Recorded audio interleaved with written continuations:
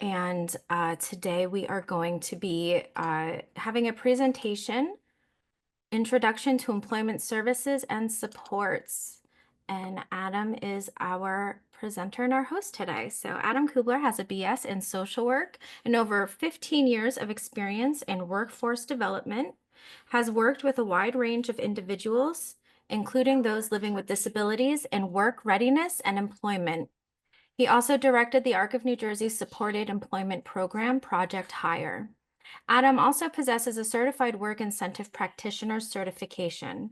He is currently a staff person at the New Jersey Council on Developmental Disabilities, a board member of NJAPSE, and a member of DDAN. If you have any questions during the presentation, feel free to place them in the chat box or the Q&A box, and we will address them as they come up. And without further ado, I will turn it over to you, Adam. Thank you so much for being here. Great, thanks for having me. So my name is Adam Kubler. I'm the coordinator of employment services at the New Jersey Council on Developmental Disabilities. So just thought I'd say hi before I pop off and show my presentation here. And just so you guys know, for the record, as we're going, just go ahead and ask questions. It looks like it's a pretty small group. So if you have any questions as I talk about stuff, feel free. What I will do is, since at least I can see we don't have a huge group here, maybe I'll ask, is anybody here still in high school? Because I can kind of skim over those parts if people are not as interested in it. Doesn't look like it. So I'll skim over those parts unless I hear otherwise. Alrighty, so I'm going to share. Moving on. A little bit about the New Jersey Council on Developmental Disabilities. Unfortunately, it's very common that folks haven't really heard of it. They kind of operate under the radar. But there are actually councils on developmental disabilities in every state in the country. And really what their main kind of overarching goal is to raise the voices of individuals and their families who live with disabilities and give them a voice in policy, systems change to help improve the services and supports that folks with disabilities work or use. If you have any questions or want to know more, you can visit our website, njcdd.org, or I can tell you more about it. My information's there too as well. So hopefully I don't have to go over this too much, but I do always like to start every presentation about employment with, why work at all? Unfortunately, there are a lot of items out there that can discourage folks with disabilities from even trying working, but it's always important to remember that working really does have a lot of value. Uh, it helps you do so many things. You build friendships, gain respect, more independence, pride, being part of a team. You learn different abilities. You get income, which is pretty straightforward. You participate in your community and can grow as an individual. And the first thing to notice here is that all of these things, whether you live with a disability or not, these are all the value of work. So whether you live with a disability or not, working does improve your quality of life. As we go through this, just remember New Jersey is officially what's called an employment first state. So what does that mean? The governor in 2012, that was Chris Christie, announced this initiative, which presumes that folks with disabilities can and should work competitively. It creates the expectation that folks with disabilities, like everyone else, opt out of employment rather than opt in. So the idea being is, especially with like high school and things like that, the idea is that everyone is working because it's assumed that folks with disabilities will be working. And that kind of sentiment, it guides the policy and resources related to the employment of persons who live with disabilities. You'll notice I put competitively. So that is an important word in this presentation. Competitive integrated employment. So what this means, it's that it's employment according to the individual's interest, their skills and abilities. It's employment in which the working hours are determined by the employer and the business need. Folks who are competitively employed earn above or at minimum wage. All the job duties provide a real value and are defined by a job description, and it's in an integrated work setting. And what that means actually is a setting that has individuals living with disabilities and without. So Why I want to hit that hard is because the purposes of this presentation is to really talk about competitive integrated employment. There are other types of employment. We're not really going to go too far into them in this presentation, but you may have heard about other things like sheltered workshops, work crews, piecework, employers maybe who exclusively hire folks with disabilities in certain positions. Some examples maybe people have heard of is like the No Limits Cafe, for example. Um, these arrangements may not allow, so a lot of supports we're going to talk about here are not allowed in those types of settings because they're not considered integrated and competitive. So just remember, for the purposes of this presentation, I'm really focusing on supports and services that help people become and maintain competitive integrated employment. So nobody really seemed to mention that they were still in high school, so I'm not going to go too deep into this, but just know that it is really important to prepare during high school. If you haven't worked yet, that's fine, but it really is important because the services that individuals with disabilities receive in regards to employment while they're still in high school do differ from what it looks like after graduation, and that can cause a bit of a jarring experience. So the example is that a job coach in high school might be different than a job coach after graduation. So what, Adam, what are you talking about? Really what it is, it's an entitlement-based system, which is like school, which is you have a guaranteed right to have those services versus eligibility, which is after graduation, where you need to qualify or meet the qualifications for the services. And so that switch can mean that the services look a little bit different and it can be a jarring experience for some folks. Specifically, the job coach in school is going to be generally more 100% coverage provided unless it's needed. Provided even if it's not needed. And ultimately, when you're in school, the work experiences, you're answering to school staff. In the adult world, it's a little different. A job coach does not usually do 100% coverage for the long term. The services are designed to fade back and are strictly defined by funders, meaning there comes a point when the funder may not pay anymore for something like job coaching. And then in the adult world, individuals answer to their boss like any other employee. So some people get a little panicked here. What if I do have one-to-one support needs? Well, things like task prompting, safety monitoring, behavior monitoring, communication assistance, medical related stuff that's got to happen. These services exist and they can be utilized to meet these types of needs. But again, for the purpose of this presentation, which is mostly focused on supported employment, these services are not usually handled by a supported employment person. We'll talk more about it when we get to the adult side, but more or less, there's the community-based support staff, behavior support staff, or personal aides can handle these types of issues, but that's separate from the services that we're going to be talking about. While you're still in high school, it's really important to think about learning to make choices, avoiding others completing tasks for you to learn how to do various tasks, looking for challenges, goal setting. These are all things that employees do regardless of their disability status. And always, always, always, it's never a bad time to do this. You can do it before high school and after, but always network. Just always think about who you know that might be in a position who can hire.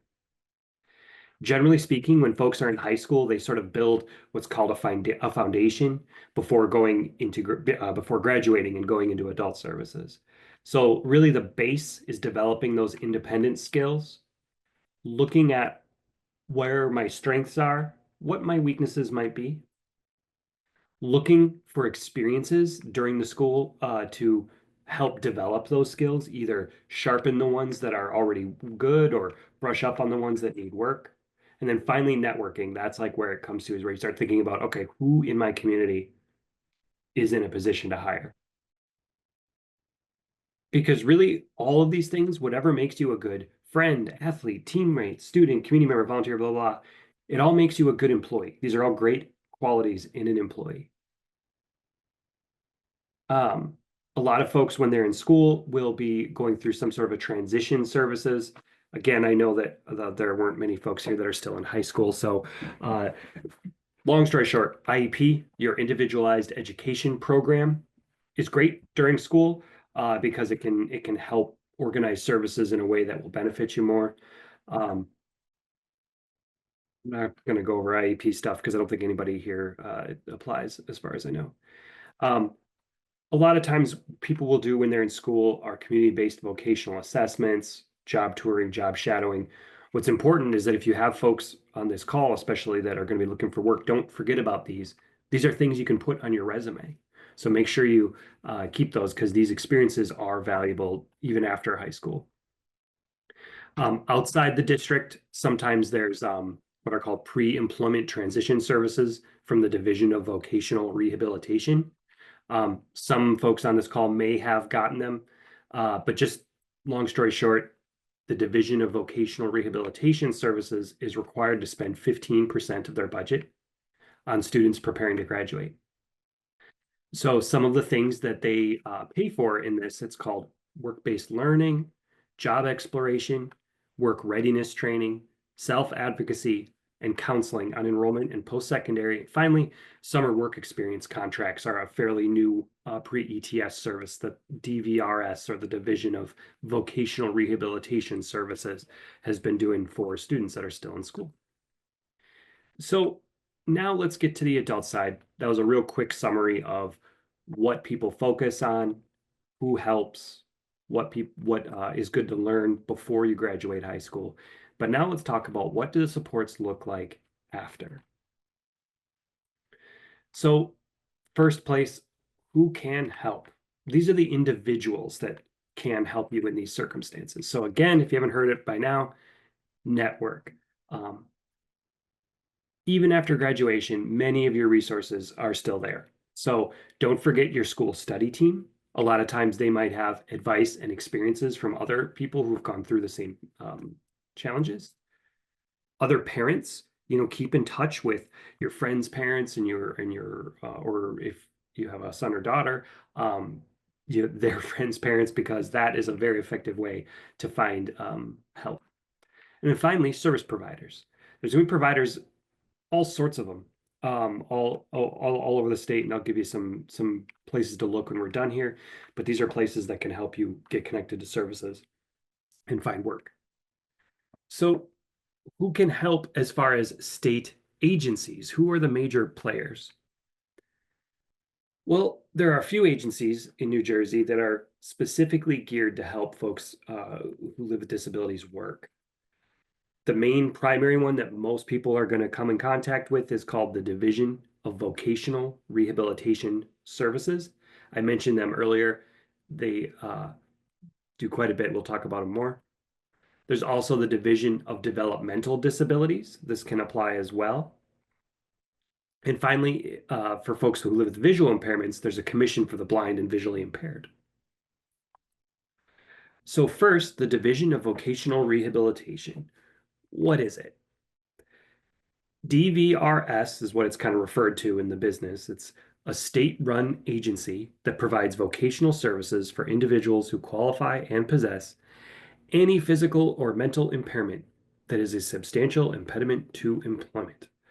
So at DVRS, they have counselors, and vocational rehabilitation counselors work with you to select appropriate services to help you achieve your employment and career goals. These are some examples of some of the things that a vocational rehabilitation counselor can authorize for you. Things like trial work experience, counseling, placement services, on-the-job training, supported employment, which will be something specific that we're going to be talking about, and more. They even can do some mobility and equipment. And for folks that it qualifies for, they even sometimes help with driver's ed training. The sister agency of DVRS, or the Division of Voc Rehab, is called CBVI, or the Commission for the Blind and Visually Impaired. They have very similar services, but they're geared more of course, towards folks with visual impairment. So if you have a visual impairment, you would go there instead of DVRS, because they have more things that are related to visual impairments like assistive technology, computer training, business programs. And they have this really cool place. I have a soft spot. I used to be a job developer specifically just for folks with visual impairments. And they have a really cool Joseph Cohn Training Center in New Brunswick where they train folks on independent skills. It's a neat place. Then we're going to talk about the Division of Developmental Disabilities, or DDD. So DDD provides public funding for services and supports. Age 21 and older, I need to put a little asterisk there. I know there's been some rule changes where sometimes they can start earlier, but generally speaking, it's 21 and older is when the bulk of the services can start. The idea is that these services are available in the community from independent providers and state-run developmental centers. In this arrangement, DDD covers things outside of employment, not just employment, unlike DVR. So what I'm getting at is that when DDD applies, we need to consider is that DVRS, even if you are enrolled in DDD, DVRS will be the first place people go for supported employment services. And I'll explain how that works a little bit more in the upcoming slides. So for DDD, this has a bit more qualifications than the previous ones that we mentioned. DDD, you need to qualify for both Medicaid and meet the eligibility criteria, meaning the level of need. So what happens in DDD is that folks who qualify are given a budget based on their level of need. And then they use a support coordinator to allocate dollars to different services, which could include supported employment. So supported employment, you've been mentioning it. What the heck is it? So the service itself does differ slightly between DVRS, DDD, and CBVI, but in general, the idea of supported employment is it helps folks with disabilities find that competitive, integrated employment. And that's you know, that's why that definition was so important to go over earlier on, is that that's the purpose of the supported employment professionals, to seek that type of employment. Supported employment services, so things that people get from a supported employment professional, might be assessments. That means looking at maybe your interests or skills. Job development, that means looking for work, so finding jobs, finding those employers. Job sampling, kind of what it sounds like, trying out jobs. Job coaching, so that could be when you obtain a job, you have someone who can work with you to learn those new jobs, have a place to go if you're having problems, maybe talk issues through, decide how you're going to handle different things. Customized employment is a relatively new service where folks are going into the community looking for employers to almost make tailored positions to their skills. And then long-term support. So that could be someone checking in periodically over the long term when you start a job. So who is doing supported employment? You know, you mentioned DDD, you mentioned DVRS, you mentioned CBVI. Who are these people? Well, supported employment is mainly provided by community agencies that are funded by a funding source. So the funding source is going to be DDD, DVR, or CBVI. That counselor or support coordinator that's ordering those services is effectively the funding source. So you would choose a provider agency who ends up providing supported employment. Staff at these agencies sometimes are called a lot of different things. I've heard employment and training specialist, job coach, job developer, and more. There's no real rule on what you have to call them. So just know that if you see those words, job coach, developer, employment training specialist, it's generally going to be referring to someone who does supported employment. Quick reminder, we talked about it earlier.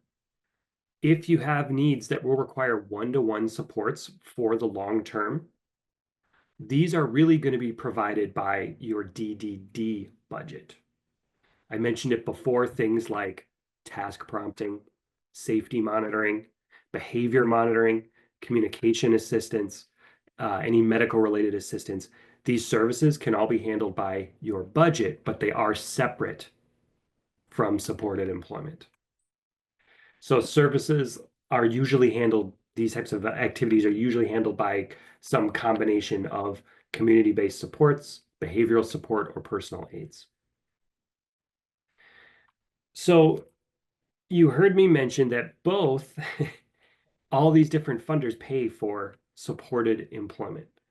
So how does that work? The primary funder, I said it on an earlier slide, even if you have DDD services, you do need to exhaust DVRS first. And this is in your best interest because when you are receiving services from the Division of Voc Rehab, those services are not coming out of your DDD budget. They're coming out of DVRS's budget, which isn't really yours. So it helps you save money for your budget to use on different services.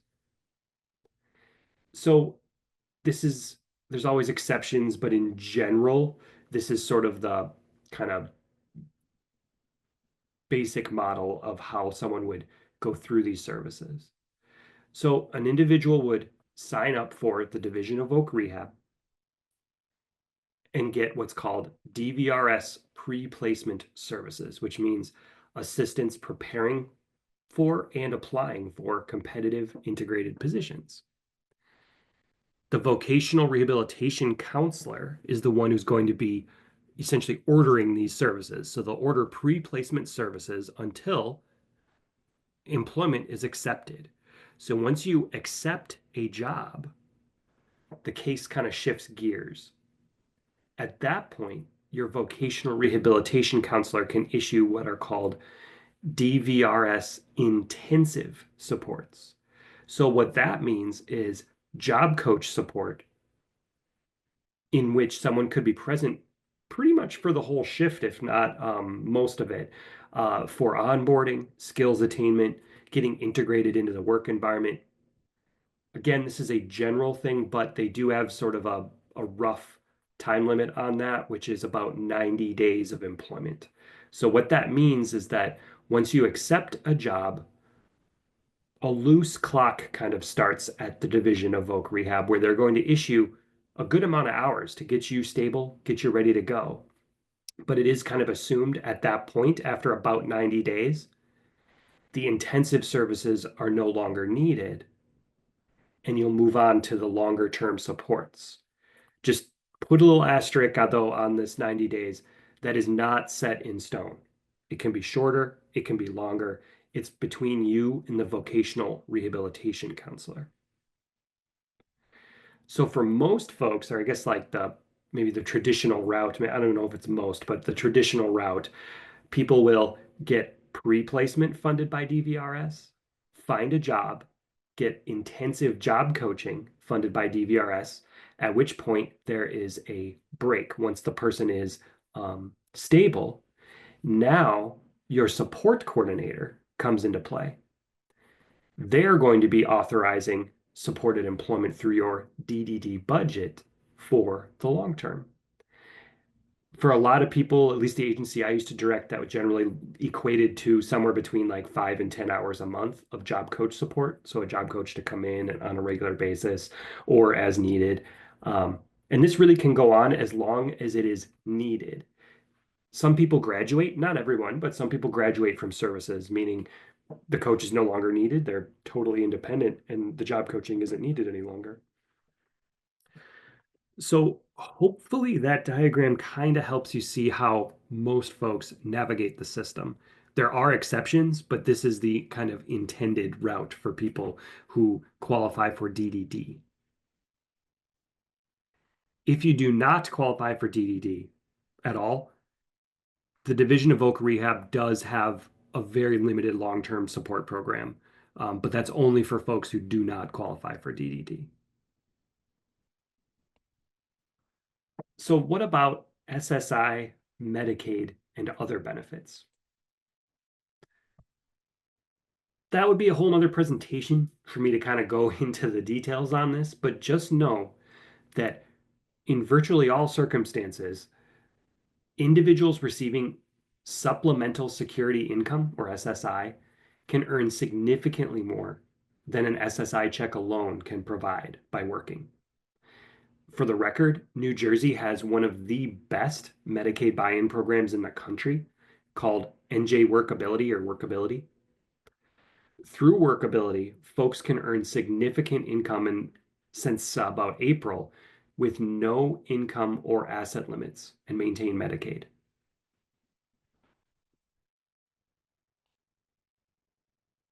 Don't make these decisions in a vacuum. It's so important that if Medicaid and SSI and these types of benefits are part of the cards here, that you get good benefits information before starting work, not after. I'm going to talk to you about a few different things. So, where the heck do you get benefit support? Unfortunately, historically in New Jersey, that's been tough, but recently there's been lots of growth in this area, and there's more opportunities, at least than when I started in the field, to get benefits counseling. So what is it? So a benefits counselor benefits counseling is a service provided for folks who receive any type of Social Security benefit, whether that's SSI or SSDI. Basically, it helps folks understand how working can affect their income, Medicaid, and other subsidies, and if they qualify for work incentives. So these benefits from Social Security have work incentives that are geared to make it so that individuals with disabilities are encouraged to try working. So this is so recommended. I should underline and bold that, but if you want to work and you receive Social Security benefits, really do what you can to get some counseling before starting work so that nothing surprises you. So where do you get it? There's a few things. The primary place, again, is going to be the Division of Vocational Rehabilitation. That's going to be your best bet. Counselors at DVRS can issue benefit services for anyone enrolled in DVR. Oops, sorry. There we go. It's the primary place to go. Sorry. I bumped my keyboard. So what can happen is that when you talk to your VR counselor, if benefits counseling is something you're interested in, they should be able to authorize it for you. And there are community agencies that provide it one-on-one. I believe they require at least one in-person meeting. And they will look at your case, give you some scenarios of what would happen if you'd work. And so you can get this without having a job. This is something that you would want to do before you look for work. They also can authorize services when you accept a job. So that can continue as well. So long story short, get in touch with DVRS if you're looking to work. Through DDD, it actually is possible to get some benefits counseling in there. Under the definition of supported employment, benefit advisement as it relates to working is an allowable activity. Just please note that not all supported employment providers can provide those services. I myself possessed a certification for this. Some supported employment providers do have these certifications in some staff, but some do not. And so you want to ensure that they have that Certified Work Incentives Practitioner certificate if you do go through your supported employment budget. But again, it's in your best interest to do it through DVRS because it won't cost you anything. We also have in New Jersey our work incentives planning and assistance projects. There's 2 of them. For pretty much all NJ counties, it's NJ Wins. Their website is here, njwins.org. Also, if you live in Essex, Bergen, Union, or Hudson counties, your WIPA office is Goodwill Industries. And this is their phone number. Here at the end of this presentation, I have a list of these resources, but WIPA assistance or work incentives planning and assistance, they can offer um, basic information on how working would impact your benefits. They do not meet in person, however. It's all going to be over the phone. This one, I always toy with not putting it on this presentation, but folks that receive Social Security from time to time are going to get letters. And this is why I put it on here, is because sometimes the letters make people panic. Ticket to Work is a program of Social Security to help folks get back to work. Now, it is not for everyone. It is a very specific service for a very specific individual. But like I mentioned, from time to time, you're going to get letters that say, you should enroll in Ticket to Work, or Ticket to Work ticket is like, just something about it. Just know that when it comes to Ticket to Work, pretty much no matter what it says, it doesn't affect your benefits. They will say weird things on the letters sometimes, but Ticket to Work is 100% voluntary. It's really for folks that are receiving Social Security benefits who are on a path to leave the benefit through significant earnings.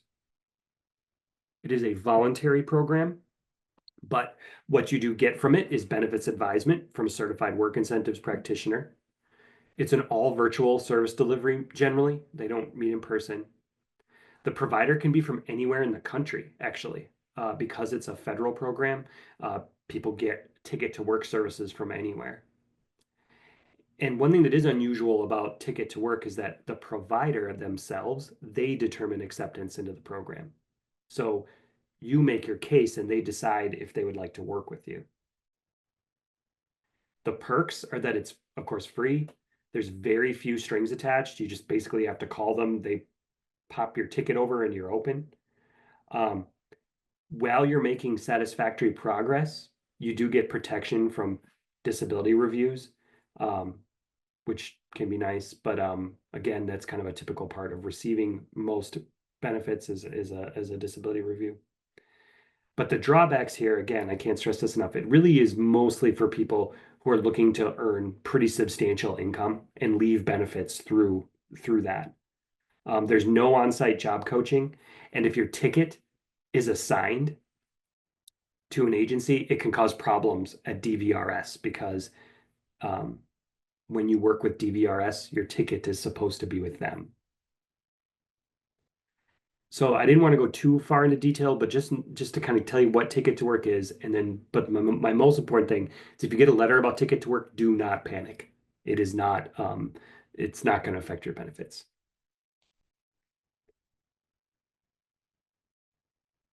So that brings us pretty much to the end of the presentation there.